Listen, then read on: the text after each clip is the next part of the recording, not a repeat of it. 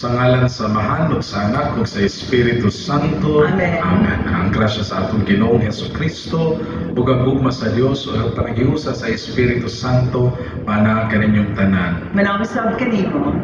Sa kamainit nga hapon kanatong tanan, pasalamaton kita nga kita nagkatigaw na usab isip katilingban aron paghatag og pasalamat pagdayeg sa atong Ginoong Dios uban sa pag-ampo pangaliya sa atong inahan sa kanunayng panabang. Aron mahimo kitang andam sa pagsaulog nining santos nga misa mga igsugon, mangayo na kitang pasaylo sa atong Ginoong Dios ug ang grasya usab atong pangayoon kanunay diha sa pagpag-o sa atong kaugalingon. Kay wala man kami magbalos sa imong gugma kanamo, Ginoo kaluy kami. Ginoo kaluy kami. Tungod sa among kahadlok o kabalaka, wala kami mobarog sa among mga katungod. Kristo kaluy kami. Kristo kaluy kami. Tungod kay amo lamang kaugalingon ang among gihigugma ug nakalimot kami sa gikinahanglan sa uban, Ginoo kaluy kami. Ginoo kaluy kami.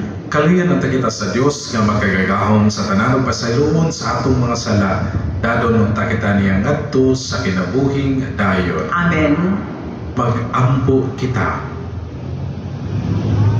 O Dios, ti pahiuli o mahigugmaon sa kataron, kabigang nga na kanimo ang mga kasing-kasing sa imong mga alagad, aron kami nga imong gilingkawas gikan sa kangitngit sa pagkawalay pagtuo, dili unta mobiya sa kahayag sa imong kamatuoran. Kini ang gipangayo pinagi sa among Ginoong Hesukristo imong anak, gaboy ug hari uban kanimo ug sa Espiritu Santo, Dios nga sa hangtod sa kahangturan. Amen. Ang pagbasa inutlo gikan sa sulat sa mga buhat sa mga apostoles. May pipila ka tawo nga nangabot sa Antioquia gikan sa Judea ug nanudlo sila sa mga kaigsunan. Sila nag-ingon, dili kamo maluwas, gawas kon mudawat kamo sa seremonya sa pagtuling tumala sa gisugo sa balaod ni Moises. Kining pagtulun-ana gisupag pag-ayo ni Pablo o ni Bernabe. Usa gikauyunan nga si Pablo o si Bernabe o pipila ka mga tinun-an sa Antioquia mangadto sa Jerusalem o makikita sa mga apostoles o sa mga kadagkuhan bahin niining butanga. Usa gipagikan sila sa simbahan o sa ilang pag-agi sa Phoenicia o sa Samaria, gitaho nila ang pagkakabig sa mga dili Hudiyo ngadto sa Dios. Kining balitaa nakalipay pag-ayo sa mga kaigsunan. Pag-abot nila sa Jerusalem, gidawat sila sa simbahan o sa mga apostoles o sa mga pangulo sa simbahan o ilang gisugilan sila sa tanang gibuhat sa Dios pinaagi kanila. Apan may mga magtotoo nga sakop sa pundok sa mga Pariseo nga mibarog o miingon. Kinahanglan gayon nga tulion sila o patumanon sa balaod ni Moises.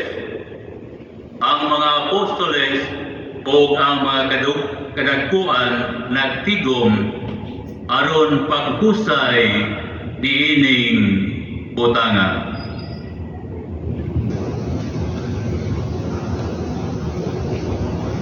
Ang pulong sa Ginoo. Salamat sa Dios. Salmo responsorio. Nalipay ako, nga giingnan ako nila, mangadto na kita sa balay sa Ginoo. Nalipay ako, nagiingnan ako nila, mangadto na kita sa balay sa Ginoo. Nalipay ako kay giigna na kunilang mangadto na kita sa balay sa Ginoo. O karon nagamarog na kami sulod sa imong mga ganahan o Jerusalem. Nalipay ako nga giingnan ako nila mangadto na kita sa balay sa Ginoo. Jerusalem nga gitukod ingon usa ka syudad nga gipundok sa kahiusa. Ngadto kaniya nanungas ang mga tribo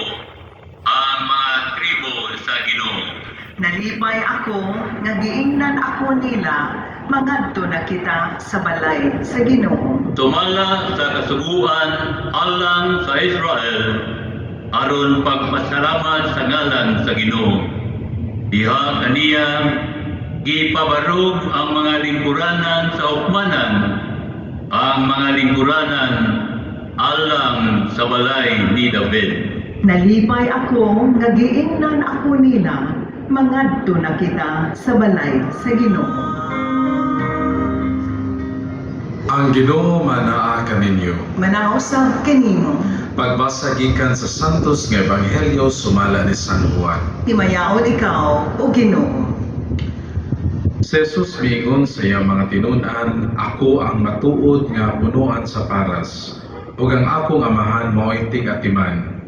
Putlon niya ang tanang sanga na dili mamunga, ug pulungan niya ang tanang sanga nga mamunga aron kini mahilo ug mamungag daghan. Nahinlo na kamo pinaagi sa mga pulo nga akong gisulti kaninyo. Gawas kon magpabilin kamo kanako, dili kamo makabunga. Gawas kon magpabilin kini sa punuan. Ako ang punuan sa paras, o kamo ang mga sanga. Ang magpabilin kanako o ako diha kaniya, mamungag daghan. Kay kung wala ako, wala kamo'y mahimo. Ang dili magpabilin kanako may sama sa usa ka sanga ngay balibag ug malaya. Pamuniton kini og dauban. Kung magpabilin kamo kanako ug ang ako mga pulong magpabilin kaninyo, makapangayo kamo bisan unsa nga madawat ninyo ug madawat ninyo kini. Sa inyong pagpamungag daghan, kapasidunggan ang akong amahan, ug sa ingon niini kamo mahimong akong mga tinunan. Maison ko ni Kristo ang Ebanghelyo sa Ginoo. Daigon ikaw o Kristo. Ang atong Ebanghelyo karon no, very simple. In fact, dili na kinahanglan no baron pa kay klaro na kayo sa pipila sa ato siguro nga na atong pandemic na imo mga plantita no, very familiar kita on this image of the vine and the branches. Nga kung kita kanunay magpabilin diha sa Ginoo, kita mulambo, mutubo o mahimong mabungahon. O kung dili kita connected sa Ginoo, obviously we will wither, we will die, and of course we will never bear fruit. So isa na gid ang mensahe sa Ginoo sa ato karon, kanang magpabilin kita. Especially in times nga daghan kaayo tag mga siguro gipakayo sa Ginoo, wa pa gitubag. Daghan kaayo tag makuan nga mangluod na ta, book out na ta sa Ginoo. Pero I always tell this to people, kung matalikod ta sa Ginoo, dili uminos iyang pagkaginoo. Pero kung matalikod ta sa Ginoo, daghang mawala sa atoa. Una na diha ang kinabuhi. O kung walay kinabuhi, dili po ta mahimong mabungahon diha sa ato ang pagpadayon sa paglambo isig tawo o diha sa atong mga relasyon. Siguro ikaduha na punto no, naagi higayon usab diha sa ato ang kinabuhi kasama niining paras no nga kang i-pruning ta naay mga sanga nga tanggalon. At some point no nanikamot ko mahimong plantito no, tanong ko niya ay ka na mga leaves na medyo nag-yellow, ikapasag na lang ako, iwalat na ako na malaya. Pero na nag-advise ako, dapat putlo na siya, Father. Ay ko na ayaw kayo masakitan ng tanong. Pero yun siya nga, kung ipadayon ni mo na siya nga magpabilin niya na ang nutrients, kanang ilubot, na dapat ito magpaingon dito sa healthy ng mga leaves.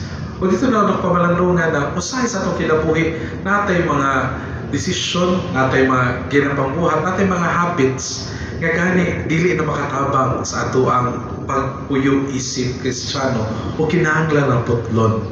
Kaya if we continue to live in that kind of habit, in that kind of attitude, in that kind of behavior, dili kita mulambo isip Kristiyano ug dili po masinati sa uban ang bunga diya sa atong mga pag-ampo ug atong pagtuo. So siguro diya sa atong pagpanayon una no mga itagrasya nga nakitay pasensya no, patience to remain and trust in the process and the wisdom of God. Ug ikaduha, to have the patience also to endure when God would maybe cut off certain parts of our attitudes and behavior to help us become better in our living. So please bear in mind, pruning, no, ang pagtanggal ni mga unnecessary things sa ating kinabuhi is not a punishment, but a way perhaps for God to make us healthier. So again, we pray in this Mass like Mary to remain, even being and standing at the foot of the cross. When suffering and difficulty comes, may we have the grace to remain with God. O diha sa atong pagpabilin, ang uban makasinati sa bunga sa atong mga pagampo o bunga usab sa atong mga pagtuo. Sana nga, sana all. Shalom.